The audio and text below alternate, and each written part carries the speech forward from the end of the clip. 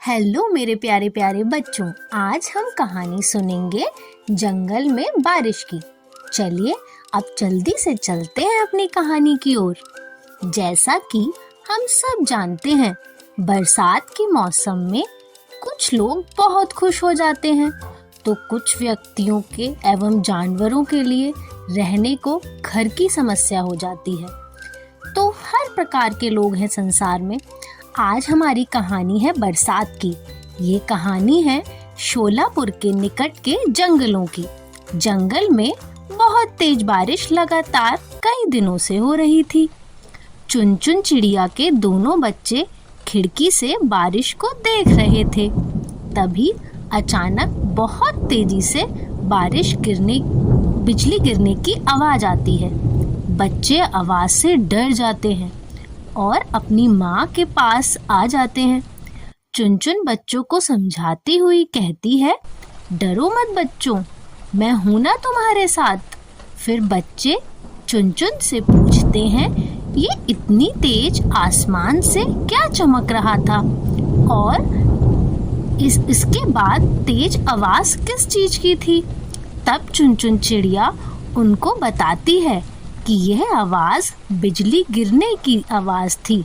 जब आसमान में बादल जोर से एक दूसरे से टकराते हैं तब ऐसी आवाजें आती हैं।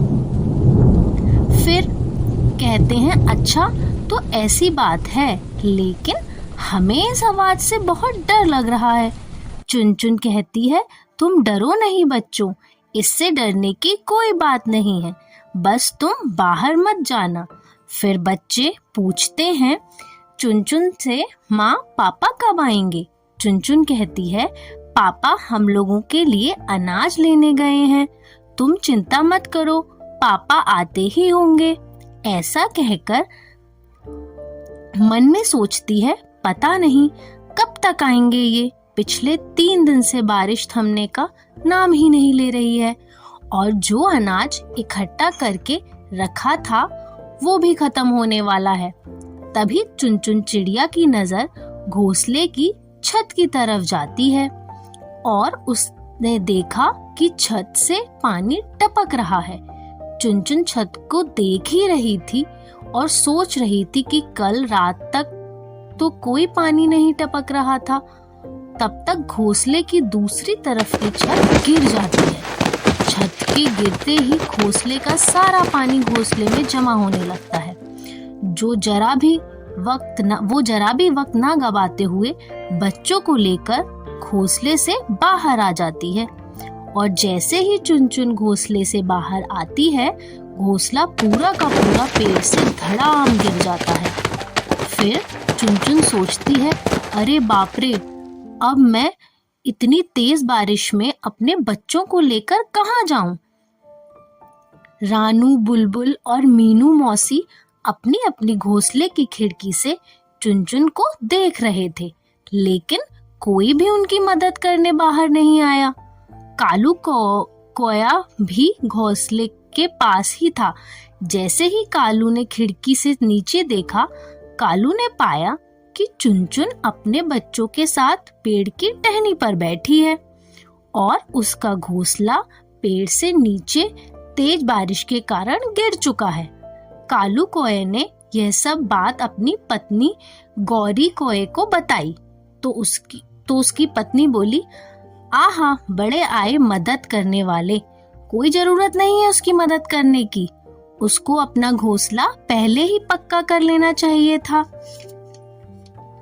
फिर कौवा अपनी पत्नी से कहता है, तुम ऐसा कैसे कह सकती हो, बारिश तो कभी भी आ सकती है और ऐसा किसी के साथ भी हो सकता है, हमारे साथ भी। तुम्हें याद है जब हमारा घर नहीं था और तेज बारिश हो रही थी, हम उससे मदद मांगने उसके घर गए थे और चुनचुन ने ही हमारी मदद की थी और अपने घर में बिठाया था। तब तो तुम बिना सोच विचार करे उसके घर के अंदर चली गई थी, तब तो तुमने कुछ नहीं कहा, और आज जब मुझे उसकी मदद करने का मौका मिल रहा है तो तुम मुझे उसकी मदद करने से मना कर रही हो। हटो, मुझे जाने दो। कालू यह कहकर दरवाजा खोलने लगता है। कालू दरवाजा खोलने की कोशिश करता है, लेकिन दरवाजा बारिश के कारण फूल जाने के कारण नहीं खुलता है। फिर कौवा गुस्से में कहता है, अब मेरा मुंह क्या देख रही हो? इधर आओ और मेरी मदद करो दरवाजा खोलने में। लेकिन गौरी कोए की पत्नी बहुत स्वार्थी होती है और बहाने बनाकर सोने चली जाती है। बेचारा कालू कौवा दुखी मन से कहता है, गौरी तुम मेरी मदद ना करके अच्छा नहीं कर रही हो। उधर चुनचुन का पता भी आ जाता है। वह पूछता है, अरे ये क्या हो गया? चुनचुन कहती है, क्या बताऊं, हमने पक्का घर बनाया था, फिर भी क्या ही हो गया। फिर चुनचुन का पति कहता है, तुम चिंता मत करो, अब मैं आ गया हूँ, हम मिलकर सब ठीक कर लेंगे। और जब तक तेज बारिश हो रही है, हम तब तक किसी से मदद मांग लेते हैं। फिर चुनचुन और उसका परिवार मदद मांगने बुलबुल चिड़िया के पास जाते हैं। चुनचुन बुलबुल के घर का दरवाजा खटखटाती है। चुनचुन आवाज लगाकर कहती है, बुलबुल, अरे ओ बुलबुल, जल्दी दरवाजा खोलो। बुलबुल चिड़िया जानबूझकर बिना खिड़की का दरवाजा खोले खिड़की से ही चुनचुन से पूछती है, क्या है चुनचुन? चुनचुन सारी बात बुलबुल को बताती है। फिर बुलबुल बहाना बनाते हुए कहती है, मुझे माफ़ कर दो चुनचुन, मैं तुम्हें घोंसले के अंदर आने देती, लेकिन वो क्या है ना, इनकी तबीयत खराब है। अगर मैंने तुम सबको अंदर आने दिया तो इनकी बीमारी तुम सबको लग जाएगी, इसलिए तुम कोई और घर देख लो। तुम ऐसा क्यों नहीं करती? तुम रानू चिड़िया के घर क्यों नहीं चली जाती? वो तुम्हारी जरूर मदद करेगी। फिर चुनचुन और उसका परिवार वहाँ से रानू के घर मदद मांगने आ जाते हैं। फिर रानू भी बीमारी का झूठा बहाना बनाकर चुनचुन को मीनू मौसी के घर जाने को कहती है। बेचारा चुनचुन का परिवार बारिश में भीगते हुए मीनू मौसी के घर आ जाते हैं। चुनचुन दरवाजा खटखटाती है, लेकिन मीनू मौसी सुनकर भी अनसुना कर देती हैं। चुनचुन बहुत देर तक दरवाजा खटखटाती रहती है, लेकिन मीनू मौसी दरवाजा नहीं खोलती हैं। बेचारी चुनचुन खुद को और बच्चों को समझाती हुई कहती है, लगता है मीनू मौसी सो गई हैं। फिर वहाँ से चुनचुन और उसका परिवार कालू कोए के घोंसले के पास आ जाते हैं और चुनचुन दरवाजा खटखटाते हुए कहती है, कालू भैया जल्दी दरवाजा खोलो, हम सब मुसीबत में हैं। कालू के घोंसले से आवाज आती है, चुनचुन बहन, मैं बहुत देर से इस दरवाजे को खोलने की कोशिश कर रहा हूँ, लेकिन ये नहीं खुल रहा, बारिश की वजह से यह फूल गया है। फिर बेचारी चुनचुन बहुत असहाय महसूस करती है, लेकिन अपने बच्चों को यह कदापि नहीं पता लगने देती है और बच्चों से कहती है, सोनू मोनू, तुम चिंता मत करो, मैं और पापा है ना तुम्हारे साथ। तुम दोनों एक काम करो, मेरे पंखों के नीचे आ जाओ। और वहाँ अंदर कालू अपनी बीवी पर गुस्सा करते हुए कहता है, गौरी तुम कैसे इतना कठोर हो सकती हो? बाहर चुनचुन का परिवार मुसीबत में है और तुम यहाँ सो रही हो। कोई समय है सोने का? उठो, दरवाजा खोलने में मेरी मदद करो।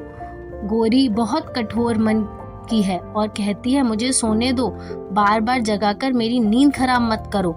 बेचारा कालू मन में सोचने लगता है, अब मैं क्या करूं?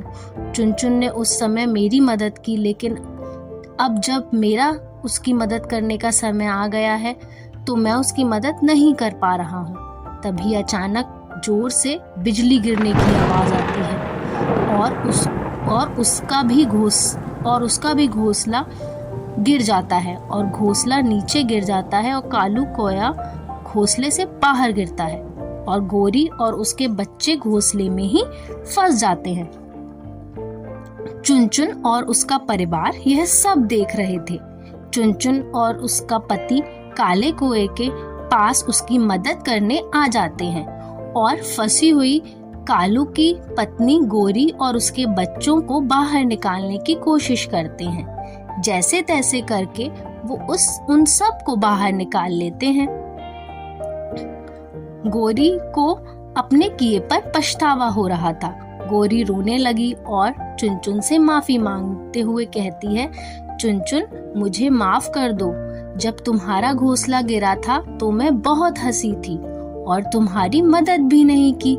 शायद भगवान ने मुझे इसी की सजा दी है। यह सब नजारा देखकर रानू, बुलबुल, मीनू मौसी भी बाहर आ जाते हैं और कहते हैं, बारिश होने तक चुनचुन तुम हमारे घोंसले में आ जाओ।